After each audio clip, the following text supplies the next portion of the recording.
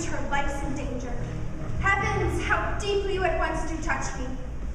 Imogen, a great part of my comfort gone, and in a time when fearful wars point at me, her son gone. So please your majesty, the Roman legions off in Gallia are drawn and landed on your coast with a supply of Roman gentlemen, by the Senate sent. I thank you, let's withdraw. The noise is round about us. Let us from it! What pleasure, sir, find we in life, to lock it from action and adventure? By heavens, I'll go. If you will bless me, sir, and give me leave, I'll take the better care. But if you will not, the hazard therefore do fall on me by the hands of the Romans. So say I. Amen. No reason I, since of your lives is set so slight a valuation, to reserve my craft ones more care. Have with you, boys, and if in your country wars you chance to die, that is my bed too, lads, and there I'll lie. Lead, lead! The time seems long, their blood-thick scorns will fly out and find the princes born. Yea, bloody cloth, I'll keep thee. 'Tis enough that, Britain, I have killed thy mistress. Peace. I'll give no wound to thee. Therefore, good heavens, hear patiently my purpose. I'll disrobe me of these Italian weeds and dress myself as does a British peasant. So I'll fight against the part I come with. So I'll die for thee, O Imogen, even for whom my life is every breath a death, and thus, unknown, pitied nor hated, to the face of peril myself I'll dedicate. Let me make men know more valor in me than my habits show. Gods, put the strength, O the Leonati, in me. Forward, march! Halt! Right turn! Forward, march! Halt!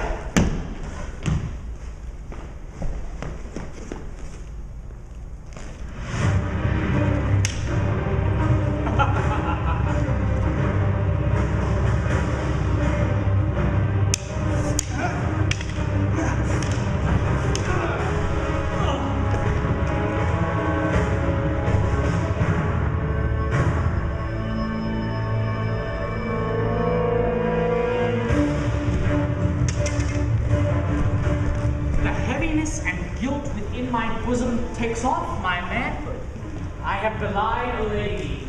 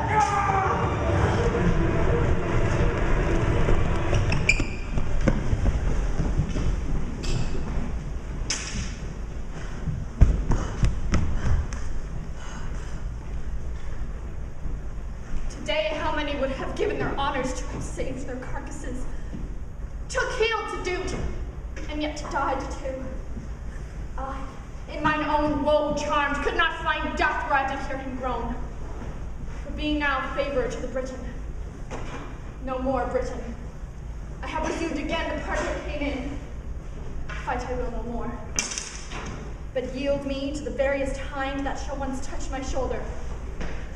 For me, my ransom's death. On either side I come to spend my breath, which neither here I'll keep nor bear again, but end it by some means for Imogen. Great Jupiter be praised, Lucius is taken. 'Tis thought the old man and his sons were angels. There was a fourth man in a silly habit that lay thee in front with that. Stand, who's there? A Roman. Like hands on him, a dog. Bring him.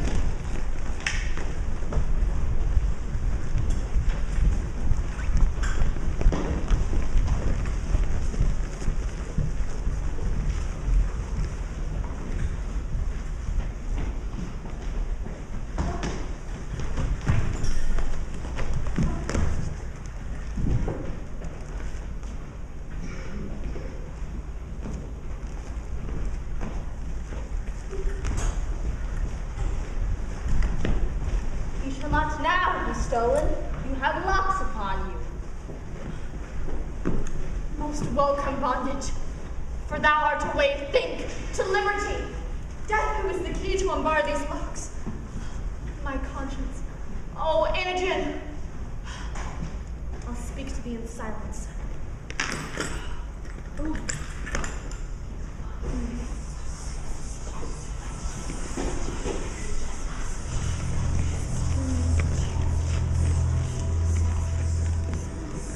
Since Jupiter, our son, is good, take off his miseries.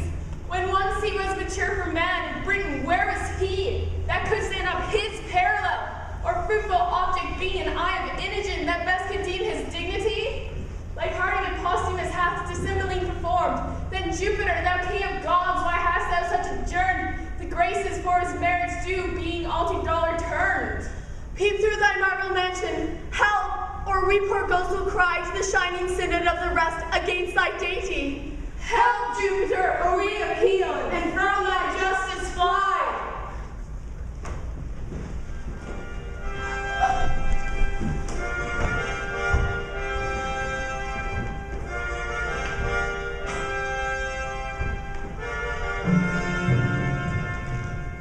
No more! You petty spirits of regional offend our hearing. Hush! Now be content. Your low-laid son our Godhead will uplift. His comforts thrive, his trials well are spent. He shall be Lord of Lady Imogen, and happier much by his affliction made. This tablet lay upon his breast, where in our pleasure his full fortune doth confine, and so away. No further with your din express impatience, lest you stir up mine. Mount eagle to my palace crystalline. Thanks, Jupiter!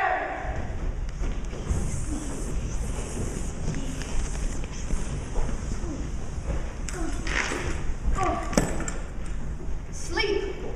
Thou hast been a grandsire, but oh, scorn. Gone. They went hence so soon as they were born. What fairies haunt this ground? A book? A rare one. When as a lion's whelp shall, to himself unknown, without seeking find, be embraced by a piece of tender air, then shall Posthumus end his miseries, Britain be fortunate and flourish in peace and plenty. 'Tis still a dream, or else such stuff as madmen tongue and brain not. Either both or nothing. Knock off his manacles, bring your prisoner to the king.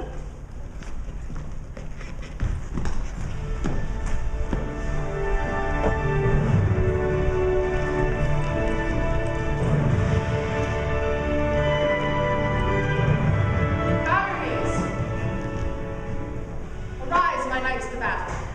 We create you companions to our person, and will fit you with dignities becoming your estates. Hail, great king!